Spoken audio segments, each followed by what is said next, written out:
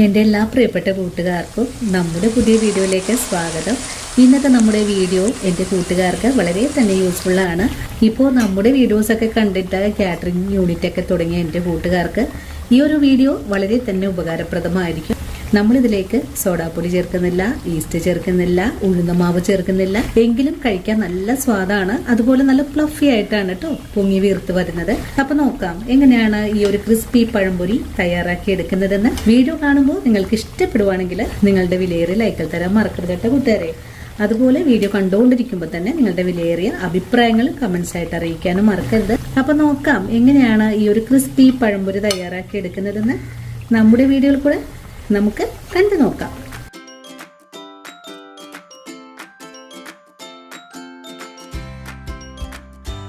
പഴംപൊരിക്കുള്ള മാവ് ഒന്ന് തയ്യാറാക്കി വെക്കാം. നമ്മളിപ്പോൾ നേരത്തെ തന്നെ മാവ് കലക്കി വെക്കുവാണ്.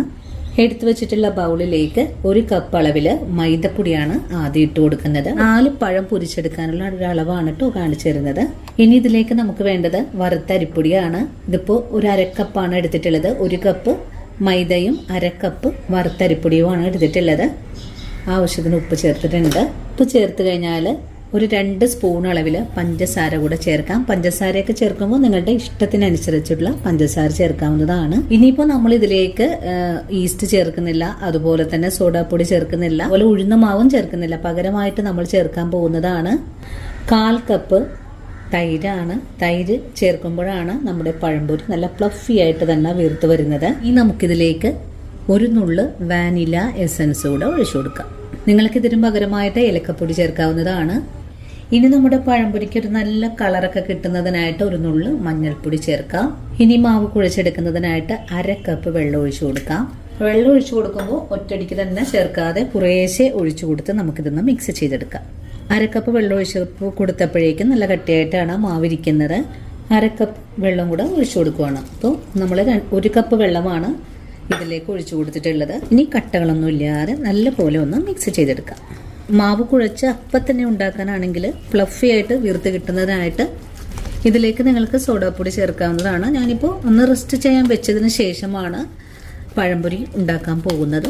അപ്പം അതുകൊണ്ട് ഞാൻ നല്ല കട്ടിയായിട്ടാണ് നമ്മുടെ മാവൊന്ന് മിക്സ് ചെയ്ത് വെക്കുന്നത്. നിങ്ങൾ അപ്പം തന്നെ ഉണ്ടാക്കാനാണെങ്കിൽ കുറച്ച് ലൂസായിട്ട് മാവ് തയ്യാറാക്കിയാൽ മതിയാകും. നമ്മൾ ഈ മാവ് ഒന്ന് പൊങ്ങി വരുമ്പോഴേക്കും ഒന്ന് ലൂസായി വരാൻ സാധ്യത കൂടുതലാണ്. അതുകൊണ്ടാണ് കട്ടിയായിട്ട് തന്നെ മാവ് മിക്സ് ചെയ്ത് വെക്കണമെന്ന് പറയുന്നത്. നമ്മുടെ ചാനലിൽ പലതരത്തിൽ ഞാൻ പഴംപൊരി വീഡിയോ ഉണ്ടാക്കി കാണിച്ചിട്ടുണ്ട് കേട്ടോ. അപ്പോൾ കട്ടകളൊന്നുമില്ല, ഉടച്ച് നല്ല പോലെ ഒന്ന് മിക്സ് ചെയ്തെടുക്കാം. മിക്സ് ചെയ്തെടുത്തപ്പോൾ നല്ല കട്ടിയായിട്ടാണ് കേട്ടോ.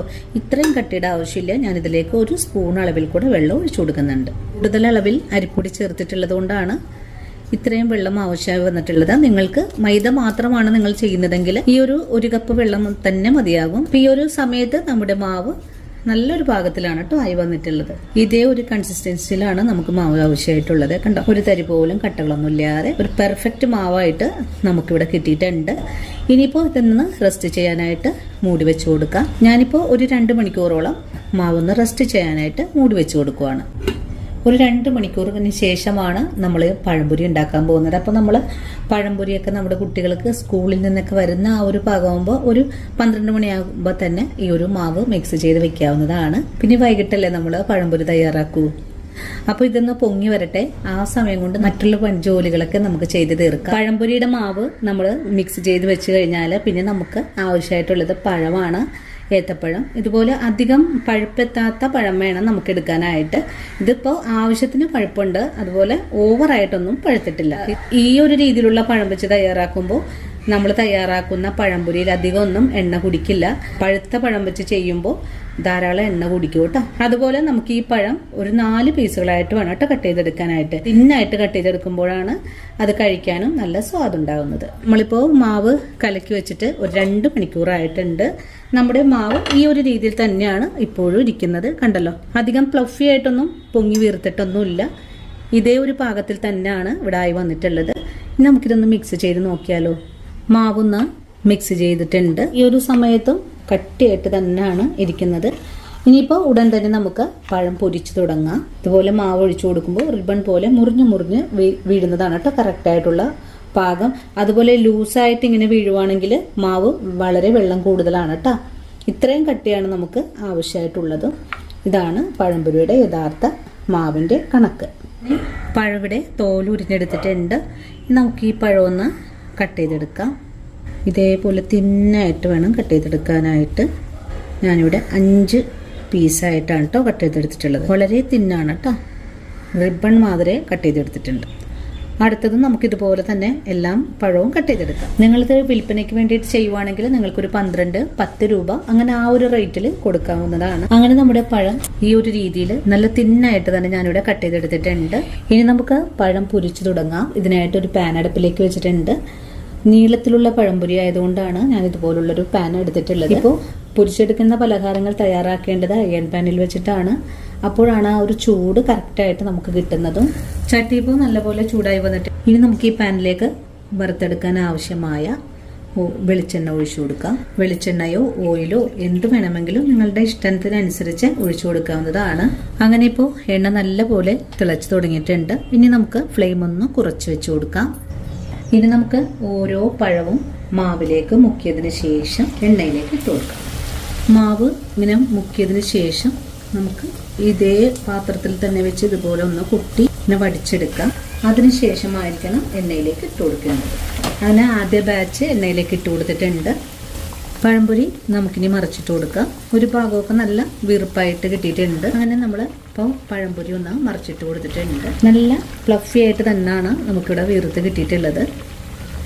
ഈ ഒരു സമയത്തും മീഡിയം ഫ്ലെയിമിൽ വെച്ചിട്ട് വേണം പൊരിച്ചെടുക്കാനായിട്ടും. ഇപ്പോൾ നമ്മുടെ പഴംപൊരി നല്ല സ്വർണ്ണ നിറത്തിലേക്കായി വന്നിട്ടുണ്ട്. ഇനി നമുക്ക് ഈ പാനിൽ നിന്നും എടുത്തു മാറ്റാവുന്നതാണ്. അതിനുശേഷം അടുത്തത് നമുക്കിതുപോലെ തന്നെ ചെയ്തെടുക്കാം. ഒരു കൈ കൊണ്ട് പഴംപൊരി ഇട്ട് കൊടുക്കുമ്പോൾ ഒരു കൈ കൊണ്ട് മറിച്ചുകൂടി ഇട്ട് കൊടുക്കണം കേട്ടോ, അല്ലെങ്കിൽ ഇത് പെട്ടെന്ന് കരിയാൻ സാധ്യതയുണ്ട്. അങ്ങനെ നല്ല സ്വർണ്ണ നിറത്തിൽ തന്നെ നമ്മുടെ പഴംപൊരിയുടെ പാകമായി വന്നിട്ടുണ്ട്. അടുത്തത് നമുക്ക് ഓരോന്നായിട്ട് എണ്ണയിൽ നിന്നും കോരി മാറ്റാം. ഈ ഒരു രീതിയിൽ തന്നെ നമുക്കെല്ലാം ഫ്രൈ ചെയ്ത് മാറ്റാം. അപ്പോൾ ഇന്നത്തെ നമ്മുടെ വീഡിയോയും ഇത്രയേ ഉള്ളൂ കൂട്ടുകാരെ. ഈ ഒരു വീഡിയോയും കണ്ടിട്ട് എൻ്റെ കൂട്ടുകാർക്ക് പ്രയോജനകരമായി എന്ന് തോന്നുവാണെങ്കിൽ തീർച്ചയായിട്ടും ഇന്ന് നിങ്ങൾക്ക് കിട്ടിയ ഈ ഒരു അറിവ് നിങ്ങളുടെ കൂട്ടുകാരിലേക്കൊന്ന് ഷെയർ ചെയ്ത് കൊടുക്കുക. അതുപോലെ വീഡിയോയെക്കുറിച്ചുള്ള അഭിപ്രായങ്ങൾ കമൻസ് ആയിട്ട് അറിയിക്കാനും മറക്കരുത്. ഇനിയിപ്പോൾ ആദ്യമായിട്ട് നമ്മുടെ വീഡിയോസ് കാണുന്ന കൂട്ടുകാർ ആരെങ്കിലും ഉണ്ടെങ്കിൽ ചാനൽ ഫോളോ ചെയ്ത് നമ്മുടെ ഫാമിലിയിൽ മെമ്പർ ആകാനും മറക്കല്ലേ. ഇനിയും ഇതുപോലുള്ള നല്ല നല്ല യൂസ്ഫുൾ വീഡിയോ ആയിട്ട് നാളെയും ഞാൻ ഓടിയെത്താം. അതുവരെയും സ്നേഹത്തിൻ്റെ ഭാഷയിൽ വീണ്ടും കാണാം.